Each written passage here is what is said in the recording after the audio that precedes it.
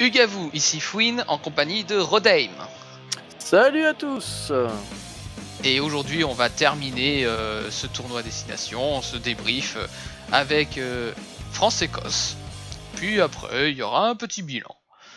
Donc du coup ce France-Écosse qui aurait dû être la 3e journée du top 14, reporté à cause du Covid.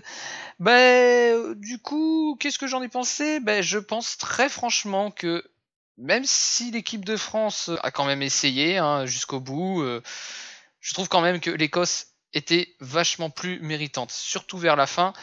Et ce, quel que soit le résultat, quel que soit le résultat, disons que comme Dulin n'avait pas botté en touche, donc du coup ça a ruiné, la France aurait gagné s'il avait botté en touche, mais ça ne s'est pas fait.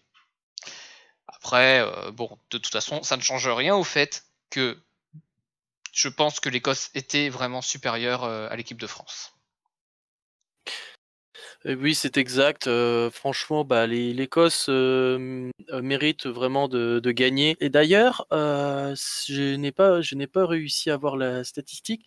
Je crois que dans le tournoi, c'est la première fois que l'Écosse ne perd pas à l'extérieur dans un seul mais même tournoi, au moins pour les 6 nations. Ouais, c'est vrai, j'avais pas remarqué qu'ils avaient gagné que à l'extérieur en fait. C'est vrai que.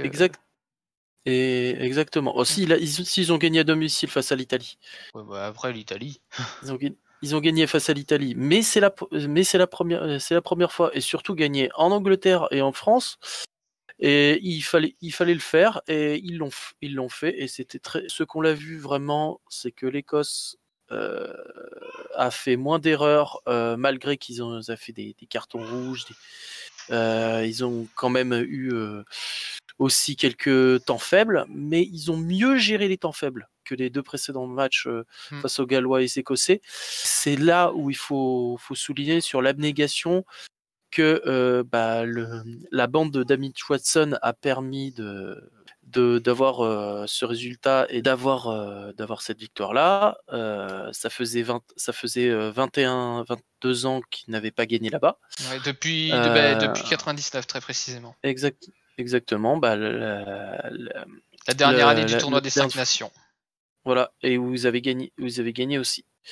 Mais quand même, même si on a fait un moins bon match que les Écossais et qu'on dit moins méritant, on a réussi quand même à trouver un jeu qui était très intéressant.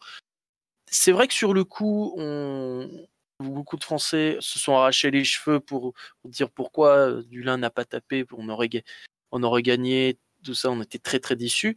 Mais finalement, on est quand même content, même si le bilan n'est pas, même si le bilan au niveau des victoires et des défaites, on reviendra après au niveau du bilan en détail, laisse penser que c'est un tournoi plutôt mitigé. On a vu quand même une équipe de France tout de même plaisant, pas assez souvent, et que malheureusement on n'a pas tout à fait retrouvé la défense qui est très pénible à se confronter. Et ça se voit que on a l'impression que le fait que Sean Edwards n'a pas assez répété durant les dernières semaines, il a eu des raisons personnelles qui sont dures à vivre en ce moment. Le fait qu'il y a eu moins de répétitions du côté de la défense, ça s'est ressenti. Et ça, on a vu à peu près au niveau de la défense à peu près le même match face aux Gallois. Malheureusement, ça s'est pas tourné avec nous. Et donc 3 essais partout, un match qui aurait pu ne pas conclure avec 6 essais parce qu'il y avait la pluie. Je sais pas si tu le confirmes. Oui, ça, la pluie, ça, c'est sûr que d'un côté, je vais pas dire que les Écossais préfèrent ces conditions, mais c'est vrai que c'est le genre de conditions que préfèrent les pays anglo-saxons. Mais quand même, les 2 équipes se sont plutôt bien débrouillées parce que j'ai pas vu tant de fautes que ça. J'ai pas l'impression d'avoir vu tant de fautes que ça avec un ballon humide. D'habitude, j'en vois beaucoup plus. Exactement. Puis après, je sais pas si c'était ta même réaction, mais moi, quand j'ai vu qu'il y avait beaucoup de pluie avant le match, j'ai dit ça sent pas bon pour nous parce qu'en général, on perd.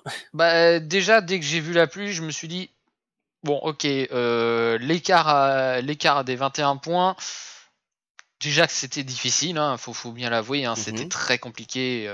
Voilà, on a peut-être vu trop gros, mais c'est vrai que, bon, voilà, l'équipe d'Écosse, de toute façon, comme on le disait, méritait très franchement, méritait sa place. Hein, elle mérite sa place. C'est vrai que aujourd'hui, elle est 4e. C'est vrai que si on compare par rapport à l'équipe de France, à l'équipe d'Irlande, qui ont le même nombre de, non, pas le même nombre de points. Je me suis trompé, mais c'est le même nombre de victoires et de défaites. C'est vrai que ça peut sembler un peu cruel cette 4e place. Et du coup, pour revenir à l'Écosse, très franchement, c'est vrai que si on regarde, voilà, le match gagné, match perdu, c'est vrai qu'on peut se dire qu'ils auraient mérité plus de points. Et oui, ils auraient mérité plus de points. Et je pense même, j'ose dire que maintenant, l'Écosse redevient, entre guillemets, hein, bien sûr, une grande nation, même si quand même, hein, si on regarde le classement, quand même, l'Écosse était déjà très bien classée, mais c'est vrai que pendant un certain temps, il y avait, ça a été très longtemps comme ça, une sorte de petit groupe avec le Pays de Galles, la France, l'Irlande et l'Angleterre. Pendant un temps, c'était à peu près ça, avec quelquefois l'Écosse qui venait un petit peu en trouble fête. Là, voilà, bon l'Écosse aujourd'hui prend un peu la place de l'Angleterre par rapport aux autres années. Mais d'un côté, tant mieux, hein, faut renouveler un petit peu. Mais voilà, c'est une Écosse qui était, voilà, voilà, sa victoire n'est pas du tout volée et très franchement, les joueurs ont fait ce qu'ils ont pu, ils ont bien déstabilisé la défense, donc j'ai rien à dire là-dessus. Donc voilà, bravo l'Écosse. Et très franchement, ils auraient mérité d'avoir un meilleur classement, mais voilà, comme le classement est fait, c'est comme ça. Sur la première mi-temps, on méritait de mener. Non, en revanche, on méritait de mener, mais quand même, les Écossais, avec quand même quelque chose de plus tranchant, un peu plus clinique. Donc du coup, c'est pour ça que le score était si étriqué, d'une part de la météo, d'une part aussi que, je vais te dire franchement, si la rencontre était normalement sur la bonne date, en revanche, moi j'aurais pensé qu'on aurait gagné plus sereinement. Le fait qu'il y avait un objectif assez grand a mis beaucoup de pression à certains et que ça leur a inhibé sur leur mouvement, sur leur jeu, même si sur ce match-là, je pense que la plupart du joueur était un peu meilleur. Je trouve qu'on était un peu meilleur sur l'ensemble et qu'il y en a certaines individualités, malheureusement, a été moins bon. Donc du coup, ça a un peu atténué. Et de l'autre côté, beaucoup d'Écossais ont été bons, très très bons, et que ce Van der Berg nous a crucifiés à la fin. Et on s'en veut encore, mais bon, c'est mérité. Du coup, cette précipitation a un peu précipité notre défaite.